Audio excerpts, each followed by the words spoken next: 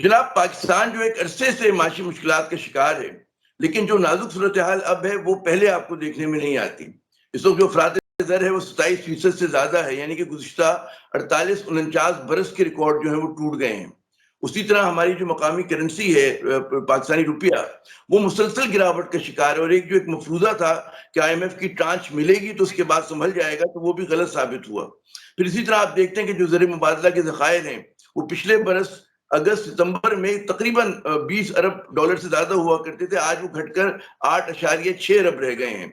इसी तरह budget deficit हमारा बहुत ज्यादा बढ़ गया, यानी कि मैक्रो इकोनॉमी के जितने इंडिकेटर्स हैं वो खराब हैं। लोग कहते हैं कि जी सियासी अदम इस्तेकाम इसकी बड़ी वजह है। बाद लोगों का ख्याल है कि जो बैरूने दुनिया में जो कुछ डेवलपमेंट्स हो रही हैं, यूक्रेन की वॉर है, कमोडिटी प्राइसेस हैं, उसका असर आ रहा है। आखिर माजरा क्या है, हम बात करेंगे जनाब आसिफ अली कुरैशी साहब से। एक बड़ा जाना माना नाम है फाइनेंशियल वर्ल्ड का, बड़ा मोतबर नाम है। ऑप्टिमस कैपिटल के CEO हैं, यानी कि चीफ एग्जीक्यूटिव ऑफिसर। बहुत शुक्रिया आसिफ कुरैशी साहब अपना कीमती वक्त देने का। तो जरा शुरुआत करते हैं कि मामला क्या है।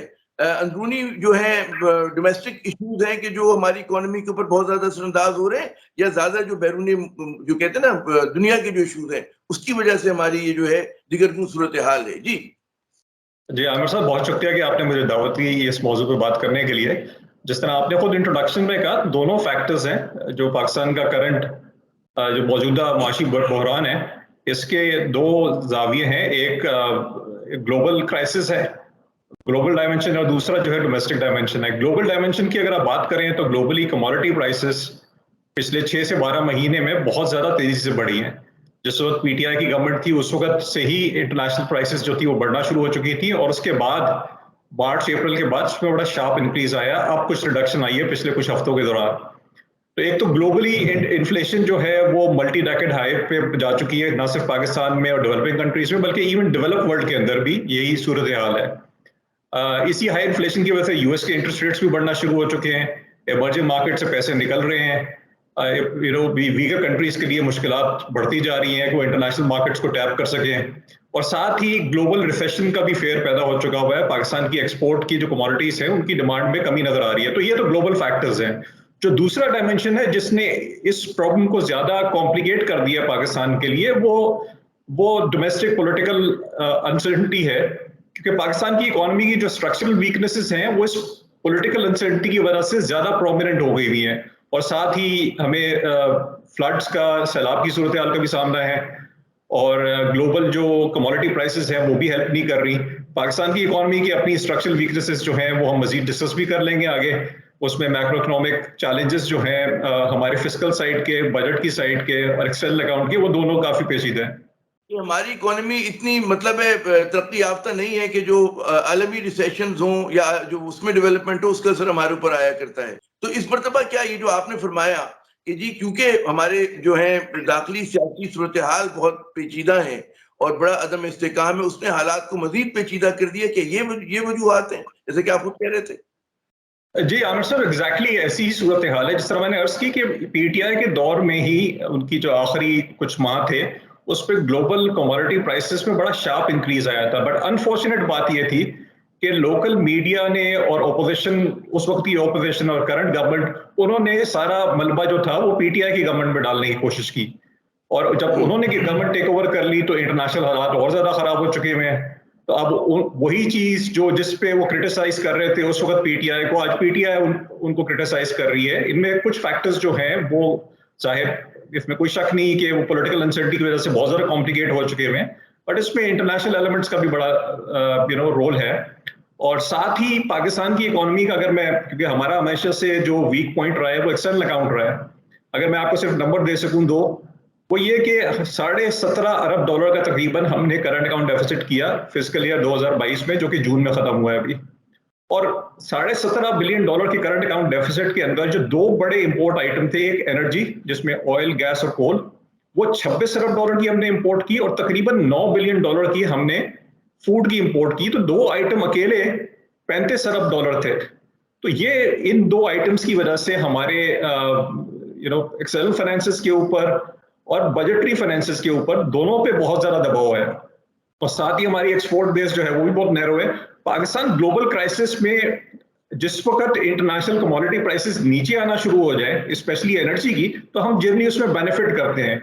अभी तक बाकी कमोडिटीज ने तो करेक्ट किया है, लेकिन ऑयल की और कोल की, एलएनजी की प्राइसेस नीचे नहीं आई खातिर बहुत तौर पे, तो इसलिए हम अभी तक चैलेंजेस फेस कर रहे हैं। तो कमोडिटी प्राइसेस नीचे आएंगी और उसमें कुछ थोड़ा बहुत तो मेरे ख्याल में क्रूड ऑयल भी नीचे आया है, कुछ शुरुआत तो हो गई है, झलक तो आ रही है उसकी, कि जो डाउनवर्ड ट्रेंड है वो तो है।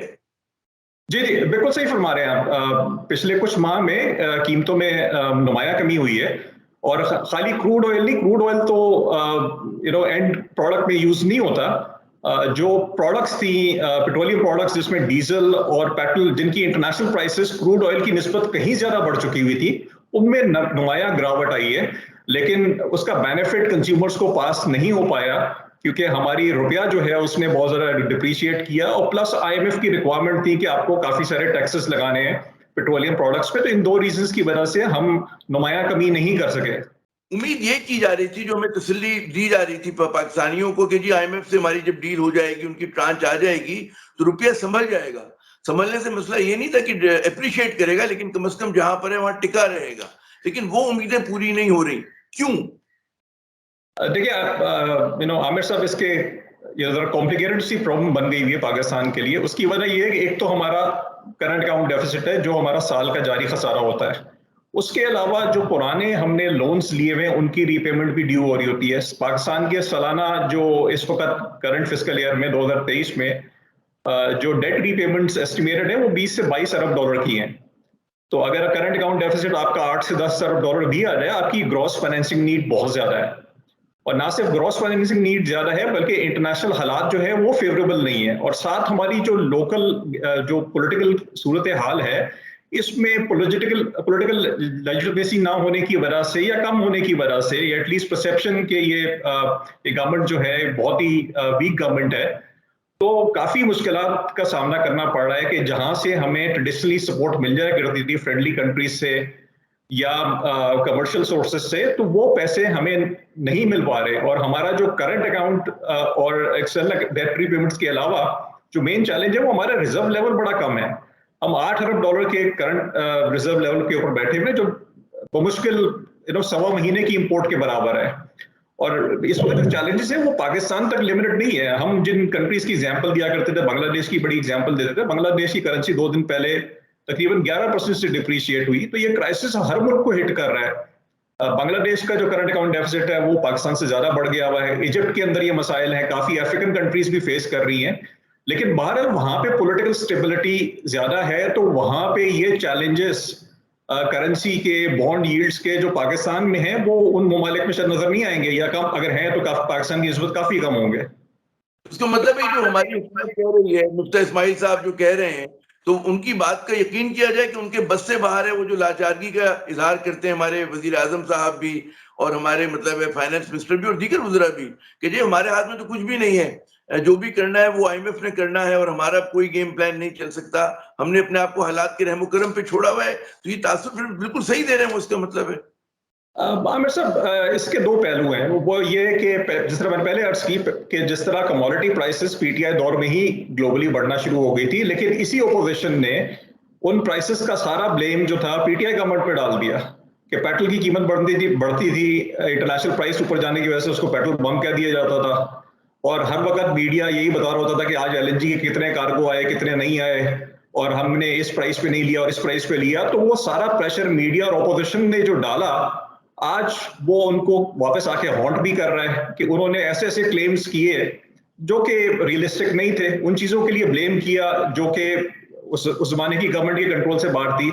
बट फिर भी ये प्रॉब्लम ज्यादा कॉम्प्लिकेट इसलिए हो गया है क्योंकि जो करंट गवर्नमेंट की, जिसमें मैंने पहले अर्ज किया, वो क्रेडिबिलिटी नहीं है इंटरनेशनली, जो कि एक एक नई गवर्नमेंट की होती है, या जो इलेक्शंस के बाद गवर्नमेंट वजूद में आती है।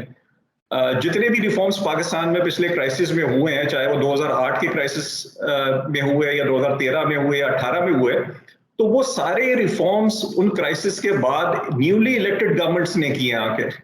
इस वक्त जो ये करंट रेजीम है, इसका पॉलिटिकल कैपिटल नहीं है कि ये कोई फार रीचिंग रिफॉर्म्स कर सके प्राइवेटाइजेशन के सिलसिले में, गवर्नेंस को इम्प्रूव करने के लिए या टैक्सेशन के अंदर कोई ज्यादा बेहतरी ला सके।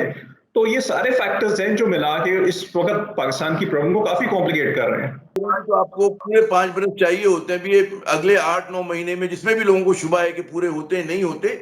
अच्छा, यहाँ पे आपने बड़ी अच्छी बात की कि पहले पेट्रोल बम की बात की जाती थी, अब तो माशाल्लाह डेजी कटर बम फट रहे हैं, लेकिन जाहिर है कि मीडिया उसको इतना नहीं उस पर बात कर रहा। मुझे ये बताइए कि आगे की क्या पेशगोई करते हैं? अगर करेंसी की हम अपनी बात करें, फिर हम अगले उस पर आते हैं इशू पर, कि आप क्या देख रहे हैं? रुपया जो इसी तरह से अदम इस्तेहकाम का शिकार रहेगा, किस हद तक नीचे जा सकता है, क्या आपका अंदाजा है? देखिए, मैं कोई पॉइंट एस्टिमेट तो नहीं प्रेडिक्ट करना चाहूंगा एक्सचेंज रेट के बारे में, क्योंकि बहुत सारी चीजें जो कॉन्फिडेंस पे चलती है। इकोनॉमी के अंदर कॉन्फिडेंस का रोल बहुत क्रिटिकल होता है। वो उतना ही टेंजिबल होता है जितने के और एक्सपोर्ट नंबर्स होते हैं या बाकी इनफ्लोस का डेटा होता है, इस तरह की चीजें होती हैं। तो पाकिस्तान की इकोनॉमी में जो कॉन्फिडेंस है, जनरल लेवल में डिस्पॉन्डेंसी है, वो बहुत ज्यादा बढ़ी हुई है। कॉन्फिडेंस बहुत कम है लोगों का। तो वही चीज रिफ्लेक्ट कर रही है आपके एक्सचेंज रेट के अंदर भी। दूसरा ये कि अभी आहिस्ता आहिस्ता जो हमने एडजस्टमेंट्स ली हैं, आपको नजर आएगा कि ग्रेजुअली करंट अकाउंट का डेफिसिट जो है वो रिसीड होना शुरू होगा, लेकिन उसकी जो सोशल इकोनॉमिक कॉस्ट होगी वो बहुत बड़ी होगी। कि हम मैनेज तो कर लेंगे ग्रेजुअली, अपने कुछ करंट अकाउंट डेफिसिट को नीचे लाने में कामयाब हो जाएंगे अगले कुछ माह के अंदर, और होपफुली कुछ ग्लोबल कमोडिटी प्राइसेस से भी सपोर्ट मिल जाएगी।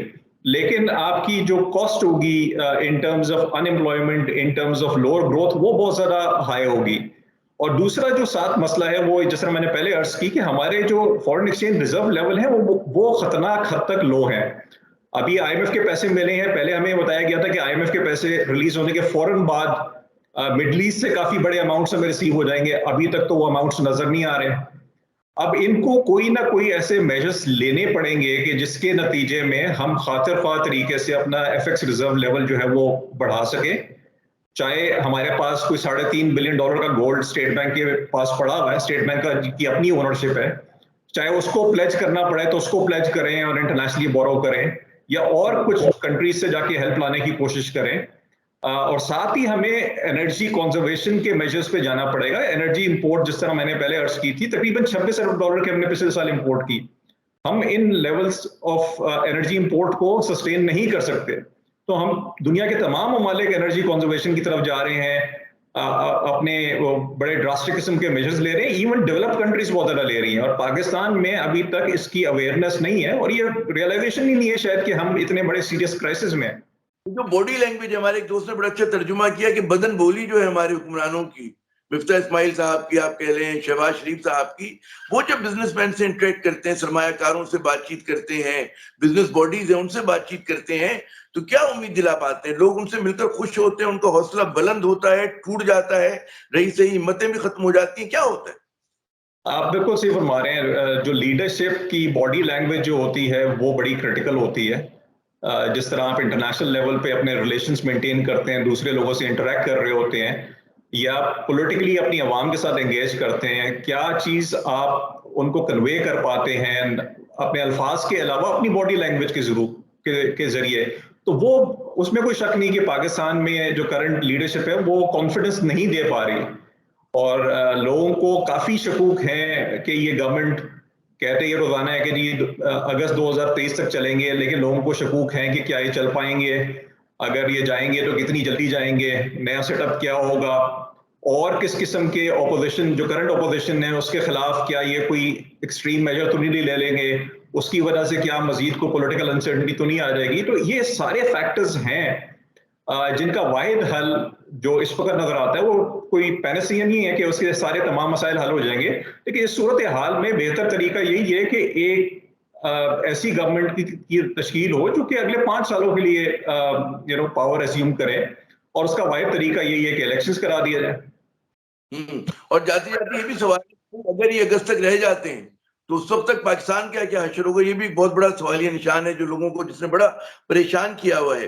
अच्छा, अब जरा सा बात करते हैं इन्फ्लेशन पे, कि इन्फ्लेशन 27% से ज्यादा है, 48-49 साल के माशाल्लाह सब रिकॉर्ड टूट गए। उम्मीद है कि जब कमोडिटी प्राइसेस दुनिया में नीचे आना शुरू हुई हैं या होंगी, तो उसका असर पाकिस्तान पर भी आएगा, या हमारी करेंसी इतनी ज्यादा डिप्रिशिएट हो गई है कि कोई फायदा नहीं? देखिए आमिर साहब, इसमें एक चीज कहलाती है बेस इफेक्ट, क्योंकि इन्फ्लेशन जो होती है वो एक साल पुरानी प्राइसेस के रिलेशन से मेजर की जा रही होती है कि एक साल पहले की जो प्राइसेस थी उनसे कितना इंक्रीज आया है।